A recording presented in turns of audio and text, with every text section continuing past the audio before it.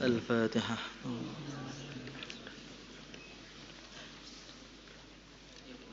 Ngaji. Oh, kita ambil kitabnya.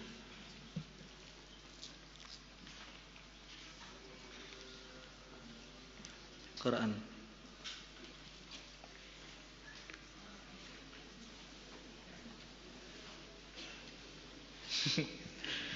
Bismillahirrahmanirrahim. Wa qala niswatun fil madinati imra'atul aziz turawidu fataha an nafsihi qad shaghafaha hubba inna lanaraha fi dhalalin mubin. Wa qala, dan berkatalah niswatun, perempuan-perempuan, fil madinati, di kota Mesir, Imra'atul Aziz, istrinya Al-Aziz, turawidu, dia menggoda dan merayu fataha, pelayannya, an nafsihi, untuk dirinya, untuk menundukkan dirinya, qad syaghafaha,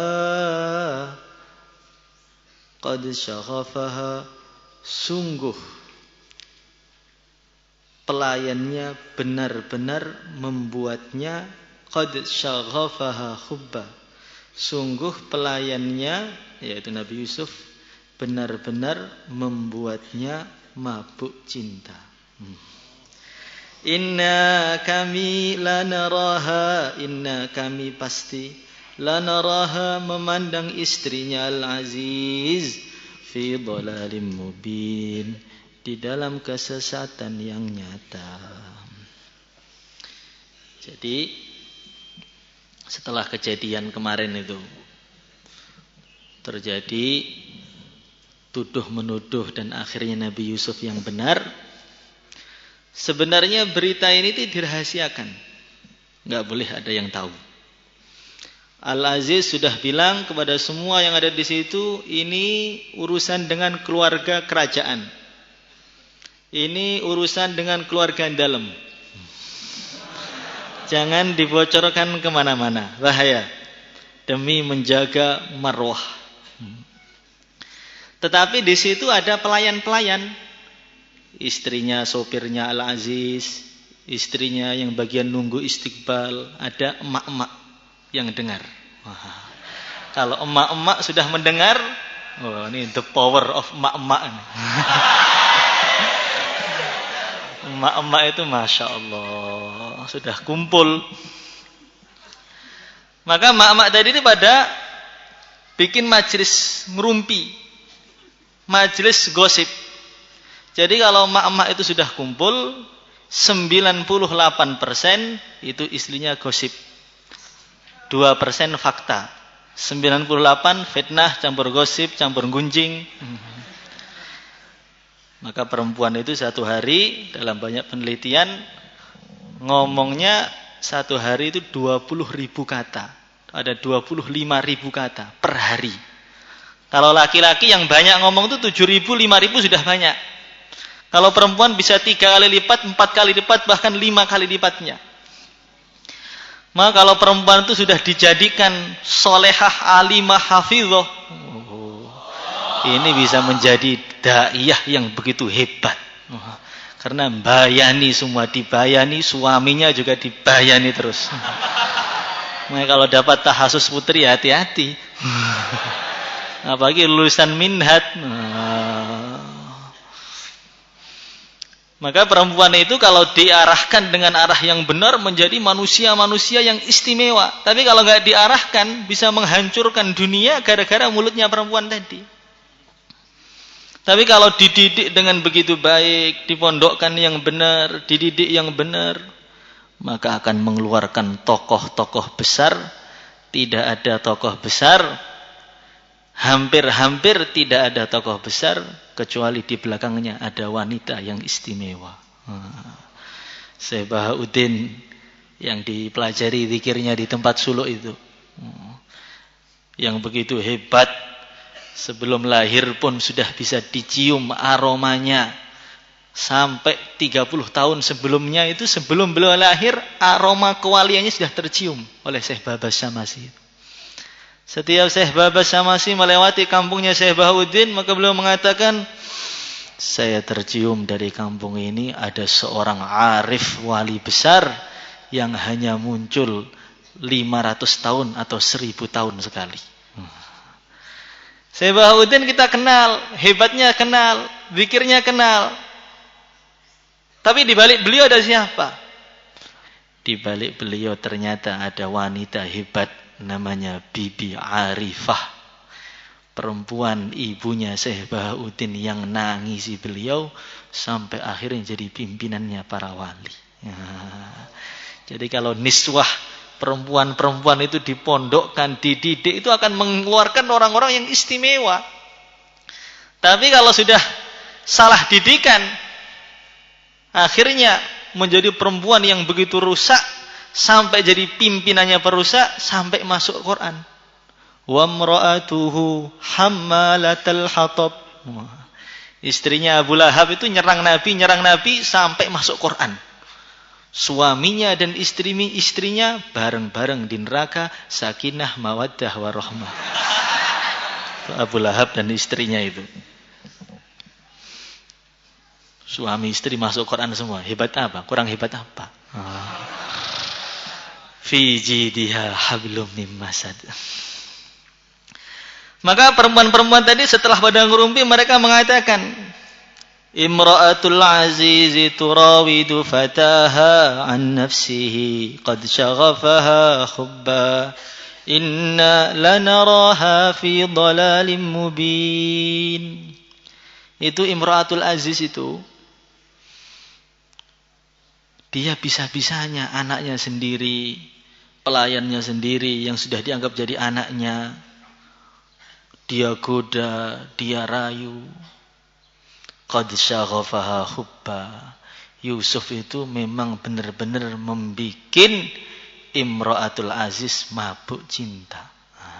Inna lanaraha fi dhalalim mubin. Maka temanya itu apa? Temanya itu mereka julitin Imra'atul Aziz. Tema taklim masturah tadi. Imra'atul Aziz itu loh, kok bisa Yusuf menjadi pembantunya digoda? Syaghafaha hubba. Syaghaf itu apa? Syaghaf itu dalam bahasa Arab, sebagian tafsir mengatakan jildah mukhithah bil qalb. Selaput yang ada di dalam jantung atau hati. Jadi jantung itu ada selaputnya yang luar. Itu namanya syaghaf. Maknanya bagaimana kalau dikatakan syaghafaha hubba, hub dia telah sampai kepada syaghaf, menembus syaghafnya. Ada cinta itu masih cinta di mata. Cinta di mata itu takjub. Melihat ini ada perempuan cantik, wih cantik. Baru 2 langkah, ada yang lebih cantik lagi. Cantik ini ternyata. Jalan lagi, itu tadi jelek, masih bagus ini. Itu namanya cintanya masih di mata. Semua masuk, mata keranjang. Ini cantik, ini ganteng, masuk semua. Ada cinta yang masih di mulut. Gombal terus hari-hari. Ketemu istrinya, wahai istriku, Masya Allah, kalau bidadari itu turun ke bumi, melihat kamu gak pede dia. Tetapi kalau istrinya minta gak pernah dikasih. Minta uang, nanti aja akhir bulan. Minta uang gak dikasih. Tapi kalau gombal terus, namanya gombal mukio. Ngomong tok kayak naik modal. Itu namanya cinta di mulut.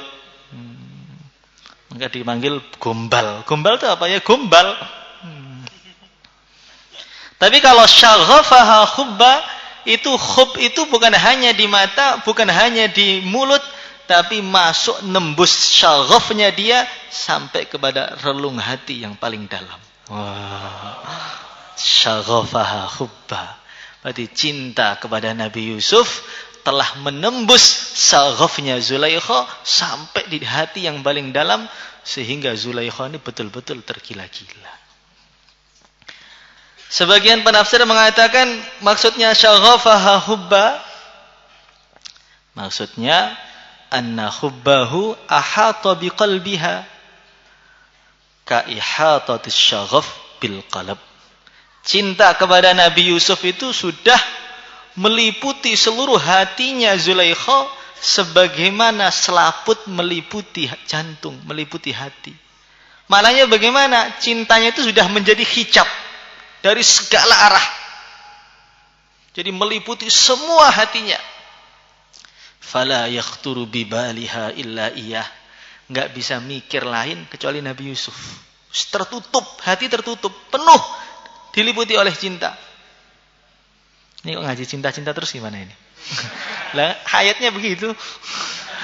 Ngelayatnya jihad ya jihad. Maka hubbuka syai' yu'mi wa yusim. Yang pertama, kalau orang itu cinta maka matanya itu buta. Bukan buta enggak bisa melihat, bukan. Orang yang cinta masih bisa melihat. Maksudnya buta bagaimana? Buta untuk melihat selain kekasihnya. Jadi di dunia itu enggak ada, yang ada itu cuma kekasihnya aja. Buka kitab tanpa kekasihnya, ngelihat tembok tanpa kekasihnya, ngelihat kelinci tanpa kekasihnya, lihat curut tanpa kekasihnya. Itu namanya buta.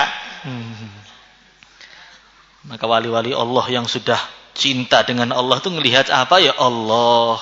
Semua ngelihat tampaklah keagungan Allah, ngelihat tiang tampak keagungan Allah, ngelihat bentuknya kalian itu tampak keagungan Allah, ngelihat ngantuknya pun tampak keagungan Allah.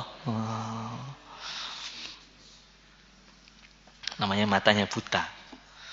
Buta untuk melihat yang lain. Kalau orang itu masih bisa melihat yang lain, ini cantik, ini juga cantik, itu masih belum buta berarti. Itu perbandingan. Kalau sudah cinta, enggak, cuma ada satu. Dan buta dari segala kekurangan. Kalau orang itu sudah cinta, buta dari segala kekurangan. Ainur ridha an kulli aibin kalilatun kama anna ainas sukhti tubdi masawiya. Kalau orang itu sudah ridha, maka kekurangan yang sangat kurang tadi tampak menjadi sangat kelebihan. Orang punya istri bimoli. Bibinya monyong 5 cm. Tetapi kalau matanya itu sudah ridha, maka dalam otak dia itu berubah. Mulut yang paling indah itu harus monyong 5 cm. Yang rata-rata itu malah gak indah. Itu namanya cinta. Bagaimana? Agak susah ya? Jadi matanya itu sudah gak bisa. Semua kekurangannya tampak kelebihan. Telinganya pun tuli. Masya Allah. Ibu-ibu yang punya suaminya itu ngorokan. Tidur dulu yang kamu di kelas dulu. Gitu. Itu sangat mengganggu. Kenapa mengganggu? Karena belum cinta. Kalau sudah cinta, itu ibu-ibu, para ibu-ibu yang sudah punya suami. Itu nada nyanyian yang bikin mereka tidur itu adalah dengkuran suaminya. Kalau suaminya gak mendengkur, gak bisa tidur. Oh, itu lebih indah daripada suaranya penyanyi yang suaranya paling bagus seluruh dunia. Makanya ngoroknya diperbaiki aja, diperbanyak aja. Ini kalau istrinya cinta malah senang. Hidungnya bukan hanya telinganya, hidungnya pun juga rusak. Bukan hanya buta telinganya, buta matanya, tuli telinganya, hidungnya pun juga nggak bisa mencium lagi. Keringat yang begitu bau, kalau kita di sampingnya bisa kelepek-kelepek saking nggak enaknya itu. Tapi kalau istrinya sudah cinta, itu menjadi aroma penyemangat hidup. Betul itu. Jadi kalau pulang itu nggak pakai nggak pakai minyak wangi, sedang bau-baunya, itulah penyemangat hidupnya istri. Kalau istri masih bau, berarti belum cinta. Makanya kalau sudah saghaf itu matanya buta, telinganya tuli, penciumannya rusak, fala yakhturu bi baliha illa iyahu, enggak bisa mikir lain kecuali hanya mikir Nabi Yusuf saja. Bahkan kalau sudah naik, cinta itu naik sampai ke tingkatan menjadi sakit, perih.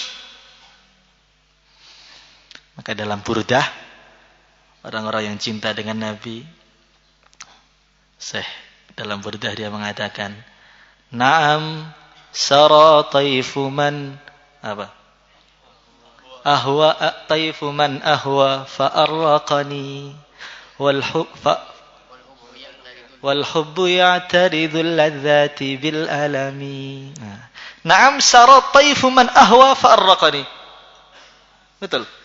Atau fa'arraqani. Naam. Benar. Jadi ada orang tuh nangis sampai air matanya itu campur dengan darah. Kamu sedang cinta, benar. Bagaimana saya enggak cinta? Sara taifu man ahwa, setiap saya ini tidur, kekasih saya itu datang ke dalam tidur saya. Maka ketika dia datang, saking senangnya Nabi datang dalam tidurnya, saya bangun. Saya mau merem lagi enggak bisa, Mau makan enggak enak, mau minum enggak enak. Wal hubbu ya'taridul ladzati bil alami. Perihnya rasa cinta itu menghalangi segala kenikmatan. Jadi kalau orang itu sudah rindu, cinta, apa tuh sudah enggak ada yang nikmat. Mau tidur sudah enggak nikmat. Mau makan makanan yang enak, panggang yang anget, enak. Ketika makan pahit. Minuman es teh yang begitu dingin, manis, di tengah terik matahari yang begitu panas, enggak ada rasanya. Karena perihnya rasa cinta menghilangkan seluruh kenikmatan. Maka kalau orang katanya cinta pada Nabi, saya ini adalah pecinta para Nabi. Tapi dengar qala Rasulullah, bismikallahumma ahya wa bismika amut. Mana perihnya? Taifu man ahwa farraqani. Orang itu kalau cinta malah enggak bisa tidur. Malah tidurnya itu nyenyak pelajaran hadis itu, Masya Allah, nikmat tidur itu. Itu namanya cinta busuk. Makanya kalau orang itu belum merasakan rasanya rindu dengan Nabi benar, ya belum bisa. Da'anka ta'nifi wa dhuq ta'mal hawa fa in asyikta fa ba'da dzalika annifi. Ada orang tuh dicaci, kamu tuh terlalu senang dengan dia sih, kamu terlalu cinta dengan ilmu sih, kenapa kamu terlalu suka dengan huruf sih, kenapa kamu terlalu suka dengan perjuangan sih? Maka dia mengatakan, da'anka ta'nifi, stop, jangan caci saya. Wa dhuq ta'mal hawa, kamu rasakan dulu bagaimana rasanya rindu dan cinta. Setelah kamu rasakan, baru kamu boleh komentar. Karena kalau orang itu masih komentar, dia itu belum merasakan. Maknanya bagaimana? Orang itu kalau sudah Allah masukkan dalam otaknya bagaimana cinta kepada perjuangan, bagaimana cinta kepada jihad, bagaimana cinta kepada dakwah. Itu Sultan Bayazid Yildirim yang ada di salah satu Sultan Utsmaniyah, Bayazid I. Itu 6 bulan jihad di Asia, 6 bulan jihad di Eropa. Asia, Eropa. Puncaknya kejayaan Islam itu, kata sebagian para sejarawan, adalah dikala Sultan Sulaiman Al-Qanuni. Sultan Sulaiman Al-Qanuni itu senangnya dengan perang itu luar biasa. Senangnya dengan jihad itu luar biasa. Sampai beliau ketika sudah tua, sakit parah, enggak bisa menggerakkan tangan. Hanya bisa menggerakkan mulut saja sudah. Tangannya enggak bisa gerak, kakinya enggak bisa gerak. Di Turki sana, di Istanbul. Maka ada kabar, Tuan, negara Tuan di daerah sana sedang diserang. Ada orang-orang non-muslim masuk ke negara Islam. Maka beliau mengatakan, berangkat sekarang. Anaknya nangis, istrinya enggak boleh. Dokter-dokternya mengatakan, Tuan, kalau Tuan berangkat langsung mati. Lah itulah yang saya cari. Maka akhirnya ditandu berangkat perjalanan berapa bulan itu, berangkat ke medan perang selama 4 bulan. Dikala duduk pun sudah nggak bisa. Maka sampai tengah-tengah sudah sakit parah-parah dikasih kabar di telinga beliau, Tuhan, hari ini umat Islam menang. Maka beliau mengembuskan nafas terakhir, beliau mengatakan limithli hadza falyamalil amilun. Kalau orang tuh pengen mati ya kayak begini ini loh. Mati itu dalam medan perjuangan, dikala tangan sudah nggak mampu, kaki nggak mampu, tapi tetap berjuang sampai nyawa terakhir, sampai nafas terakhir membawa kemenangan umat Islam. Insyaallah. Itu kalau orang sudah dikasih oleh Allah kenikmatan berjuang seperti itu. Kalau oleh Allah dikasih kenikmatan ilmu ya sama. Syekh Ibnu Syihab itu beliau 45 tahun. Mekah akhtalifu bainal Hijazi wa Sam, Mekah Sam, Sam Hijaz 45 tahun. Baru sampai ke Mekah ada kabar, Tuan, di Sam sana ada ulama punya hadis 1, langsung ambil kudanya, berangkat lagi. Sampai sana, di Mekah ada ulama lagi, balik lagi. Terus 45 tahun beliau mengatakan, saya tidak pernah menganggap ada satu hadis yang jauh, dekat semuanya. Insyaallah.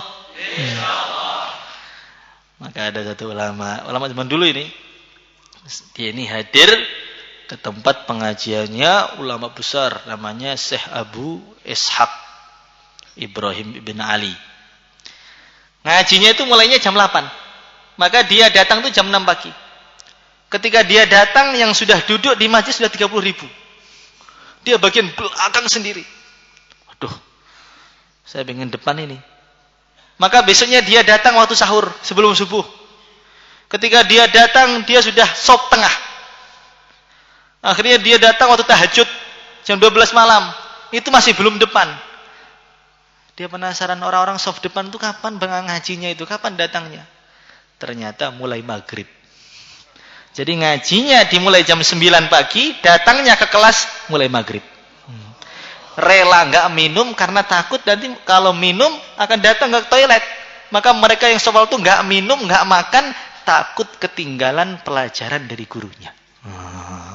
Gimana kalau Al-Fatah begitu? Muridnya Imam Abu Hanifah, Abu Yusuf itu, beliau mengatakan, ketika saya dapat musibah besar, anak saya meninggal. Anak laki-laki saya meninggal, saya sedih betul. Tengah-tengah saya sedih, mau ngurusi anak itu, mau mandikan, mau ngafani. Saya dengar Imam Abu Hanifah sudah mulai pelajarannya. Maka saya bilang pada tetangga saya, kamu urusi anak saya pengen ngaji, takut ketinggalan. Maka saya ngaji Imam Abu Hanifah, ngaji lagi, sampai saya pulang, ternyata anak saya sudah dikuburkan. Nggak sempat mandikan, nggak sempat ngafani, nggak sempat nyolatkan, saking takutnya ketinggalan satu pelajaran dari gurunya. Kok bisa begitu, Pak? Jangan komentar, rasakan dulu. Fa ba'da dzalika anifi. Sudah dirasakan bagaimana nikmatnya ilmu baru boleh komentar. Orang itu kalau komentar, kok bisa begitu sih? Itu karena dia belum merasakan bagaimana nikmatnya ilmu.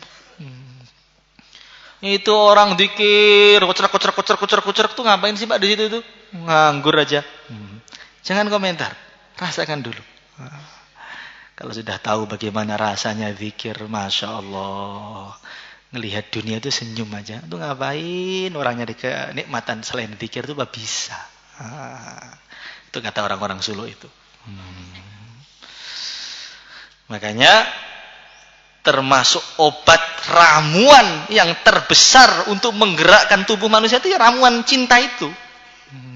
Kalau orang itu sudah nggak cinta, dipaksa bagaimana? Nggak bisa. Ngaji, nggak mau ngaji. Dihukum, tetap al-fajr. Dipaksa, nggak mau. Suruh ke masjid, fingerprint dulu, baru berangkat. Absen sholat loh diabsen. Sowan kepada Allah perlu diabsen. Masya Allah. Kenapa? Karena kurang cinta. Emang ada orang itu jumpa dengan kasihnya pakai absen? Gak ada. Orang itu kalau sudah cinta nggak perlu absen, dia akan datang terus. Makanya kalau orang itu sudah cinta kepada Allah, itu azan sudah duduk di sini semua. Insyaallah. Insyaallah. Astagfirullah, astagfirullah, astagfirullah, astagfirullah, astagfirullah. أستغفر الله لي وللمؤمنين والمؤمنات أستغفر الله لي وللمؤمنين والمؤمنات أستغفر الله أستغفر الله لي يا كافي يا غني يا فتاح يا رزاق يا كافي يا غني يا فتاح يا غني يا فتاح يا رزاق يا كافي يا حي يا قيوم يا حي يا قيوم يا حي يا قيوم حي يا قيوم يا حي يا قيوم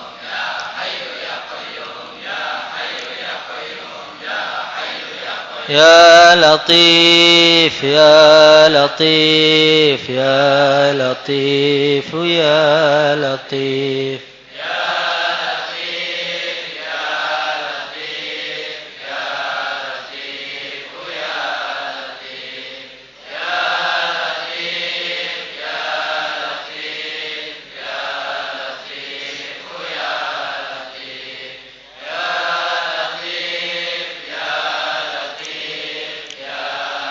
لا إله إلا الله لا إله